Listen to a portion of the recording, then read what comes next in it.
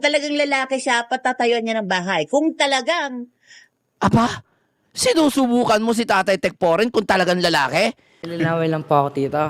Kasi sinasabi po ng iba na yung dahil daw po, parang yung pera ko daw po ginagamit daw po ni tatay. Na dahil may pera po, mahal po ako ni tatay. So hindi po yung totoo na sinasabi. Kasi simula nung wala pa akong pera, minahal na ako ni tatay, di ba, tita? Nasa Divisoria pa lang po ako, minahal na po ako ni tatay. Di ba, tita? Yun. Kaya wag niyo pang ibabash si tatay. Is tinitrigger niya kung totoong lalaki daw si Tatay Tekporen. Hoy, hindi magpapaano si Tatay Tekporen sa'yo. Maglaway ka. Saan ka lahat? Tinitrigger si Tatay Tekporen na ano? O kung totoong lalaki. Anong gusto mo? Pakitaan ka pa? Ha? Pakitaan ka pa gusto mo? Black Rose, mega love shoutout. Ate Selena Gapusan. Ate Aura. Ay, Nay Cora. Ayan, sa mga solid bin na nandyan at sa mga katekra, mega love shoutout sa inyong mga kaibigan. Ano? Eto. Mukhang meron siyang gustong palabasin eh. Meron siyang gustong may binabalak siya kay Tatay Tekporen. Sinasabihan niya na kung totoong lalaki. Bakit niya kinu-question yung pagkalalaki ng Tekram Brothers? Ano? Nung si Dave, nung una, ang kinu-question niya is si Tatay Tekram. Kung bakla ba yun? Ganon. Parang pinag-iisipan niya na bakla. Ngayon naman si Daisy, ang pinag-iisipan niya si Tatay Tekporen. Oh. Ano sa palagay nyo guys? Anong motibo nila doon? Parang parang napaka-weird. No? Apaka-weird guys. Kayo, anong doon? Anong basa nyo doon? Parang alam yun, gusto nilang makita yung pagkalalaki, no? Ni na Tatay Tekram at Tatay Tekporen. Shoutout kay Rosana Kamida, Yumi Vlog. Mega love shoutout po sa inyo. Desperado na nga sila, Papa Bear. Napaka-desperado. Di ka type ni Tekporen Daisy. Oo, kala mo matitipuhan ka nun. Paano ka matipuhan yun? Ang ganyan lang yung nga. Sorry guys. Mukha silang bilat. Tuloy. yun ang gusto nila at kaya nilang panindigan bawat salitang lumalabas sa kanilang mga bibig. Yun naman pala kaya naman pala nilang panindigan. Anong problema mo kasi? Ano pa kasi yung problema mo? Kaya naman palang panindigan. Sabi ni Betsy Sarmiento, present. Oo. O Calibra, mega love shoutout sa'yo. Ate Bernabe, mega love shoutout sa'yo. Lack of sock, okay. Aray ko. Kasi bading si Francis Papa Burr, sabi ni Miss Red Heart. Oo, ay halata naman sa boses na bading yun, si Francis. Halata naman eh. Si Panyang kay Tech Jo. Naiinggit, mga mata nila hindi makapikit, naghihintay. Tuloy natin guys. Doon po natin makikita. Doon po natin makikita? Ay gusto ngang makita! Confirm! Gustong makita ni Ursula. Teka lang, ayusin mo yung mukha mo. Ang ganda ng ngiti mo.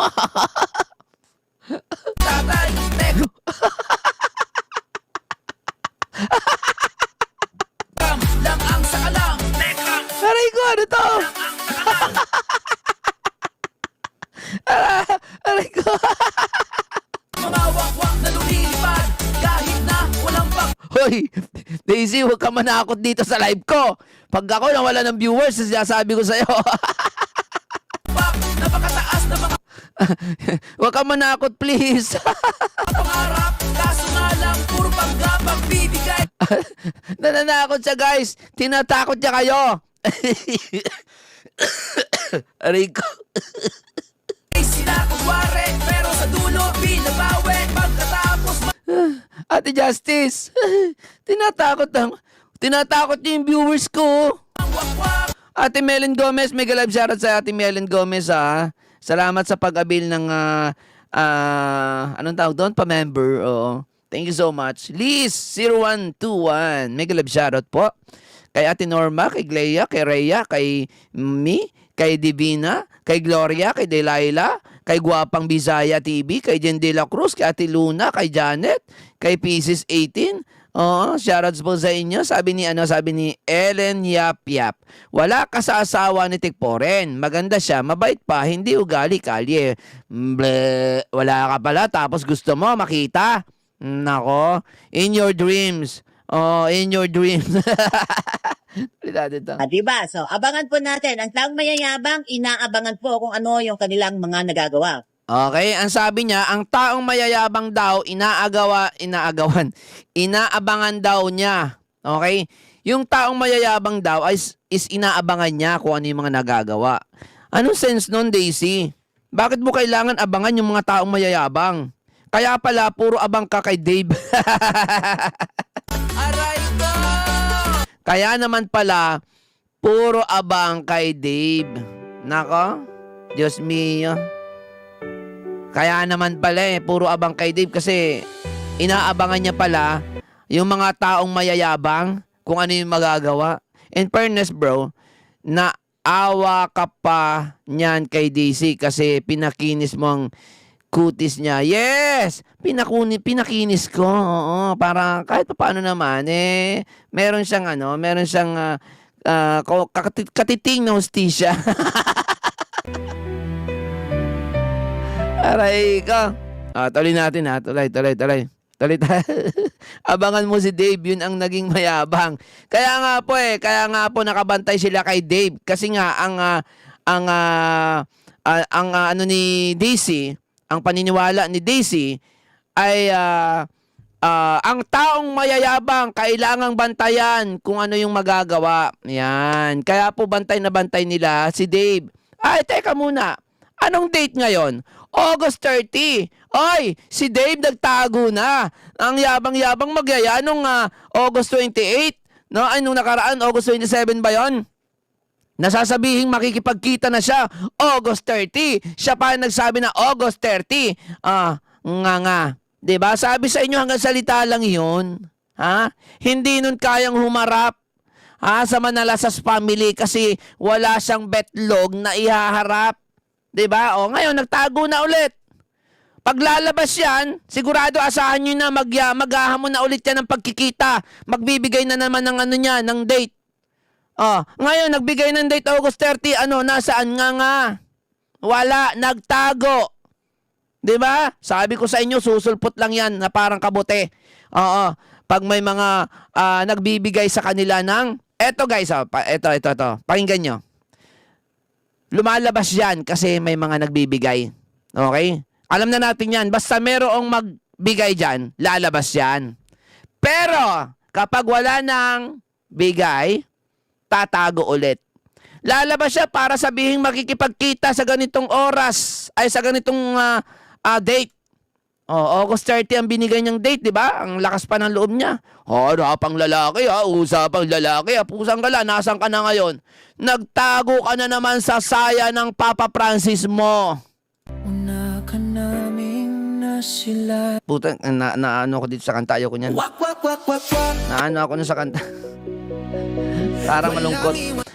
Dave, where na you? Asa na you? Mga 30. Natandaan nyo? Diba? August 30 na ngayon, Dave. Nasaan ka na? Bakit nagtatago ka na sa saya ng Papa Francis mo?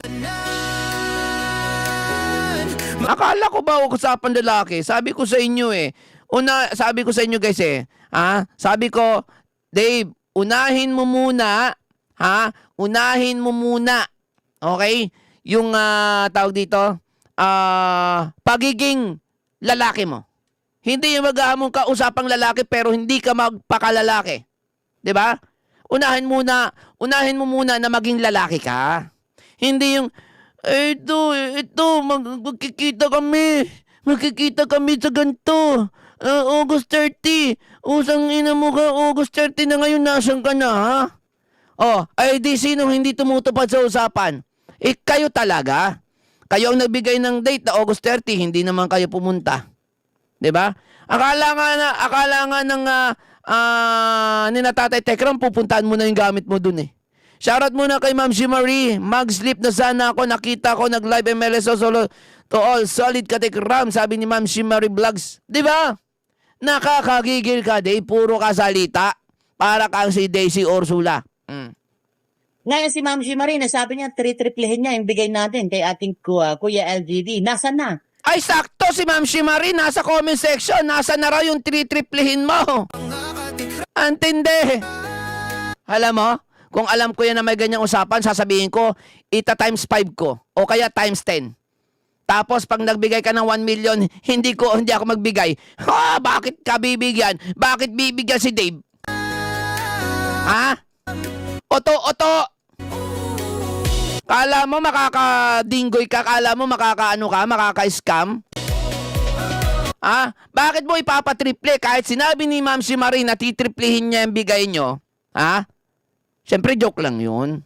Hindi na kayo mabiro Joke lang yun. Sinadya lang talaga nila na pagastusin ka para pag bumalik ka, iyak ka. Ang tanong, totoo bang binigay mo? Baka joke lang din yon.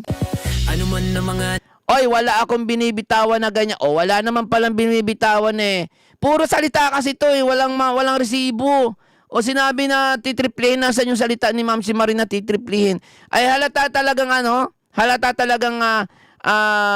nangi-scam po. Scammer po talaga sila, okay? Ma'am Shimarina, sabi niya, tritriplihin niya yung bigay natin kay ating Kuya LGD. Nasaan na? Ma'am Shimari, nakaipon ka na ba ng 300,000? Iya nga. Alam mo, kahit nakaipon kami o nakaipon si Ma'am Shimari ng 300,000, hindi pa rin ibibigay yung kay Dave o sa'yo. Mantakin mo, isipin mo nga. Kami, si Ma'am Shimari, nakakampi tumatayo para kay Tatay Tekram. Tapos, sa palagay mo, magbibigay si Ma'am Shimari ng 300K kay Dave? Hindi ka nag-iisip ba? Ganyan kakapubo. Kahit pa sabihin mo na may sinabi si Ma'am Shimari, sa palagay mo, tototohanin niya yon? Samantalang si Ma'am Shimari nakatayo, para kay Tatay Tekram? Aba, kung magbibigay si Ma'am Shimari, kay Tatay Tekram niya lang ibibigay yun. Hindi kay Dave. Mukhang tanga. Halatadong scammer ang galawan. Pinipilit nilang triplihin yung bigay niya. At BSN, nakaipon ka na rin ba ng 200K? Sino si BSN? Kasi sabi BSN ba? mo, dodoblihin mo kung magkano ang bigay ni Lovely Daisy. Kawawa. Nawalan ng 100K. Kala mo naman siya ang nagbigay. 100K binigay mo, baka 5,000 lang mo dun. Kambag. Naniniwala kayo? Hindi naman sa yung 100K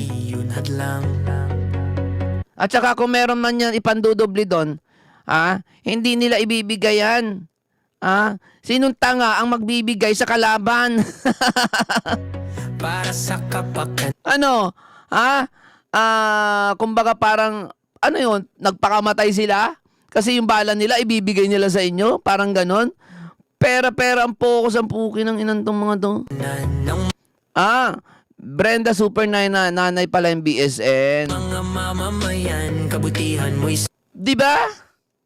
sinundan. Alam mo, Daisy, kahit na magkaroon ng pera yung mga yan na sinasabi mo, doon tayo sa katotohanan na hindi ibibigay yan sa inyo. Sabihin man nila, pagpalagay na sinabi nila yon, siyempre joke lang yun. Ano ka ba? Masyado kayong nagpapaniwala at nagseseryoso Pati yung joke ni Tatay Tekporen, siniseryoso nyo, yung pinapapili Laging Kaya,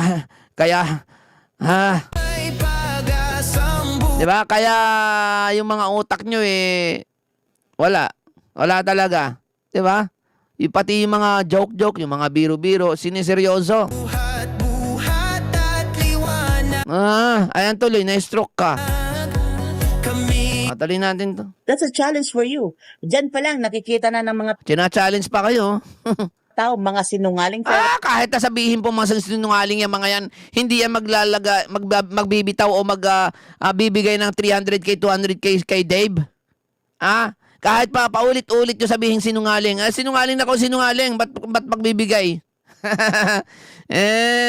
Engot nyo. kayo at hindi kayo Kala nyo makakaisa kayo, no? dapat pagtiwalaan at Oh, hindi daw dapat pagtiwalaan. paniwalaan. At paniwalaan. Ay, wag ka na magtiwala kasi ba't kasi naniwala ka? Sino ba kasi nagsabi sa inyo maniwala ka? Na magbibigay ang mga yan kay Dave ng 300 o kaya 200K. Tanga ka? Dahil alam naman po nila, puro Oo, kasi gusto nyo, mga puki ng ina nyo, kulang kasi kayo ng pera. Kaya ang gusto nyo, kulang kayo ng pera na pambayad sa bahay o lupa ni Dave. Kaya ang gusto nyo, kukunin nyo sa mga kalaban o dito sa mga tumatayo para kay Tatay Tekram. Ang kakapal na mukha nyo. sinungalingan lang Oo. yung lumalabas sa yung mga bibig. Kahit na sabihin nyo pa sinungaling, wala kaming pake. Kumbaga, mas Hindi namin kayo bibigyan. lamang ang yabang kaysa katotohanan. Okay lang yan, hindi namin kayo bigyan.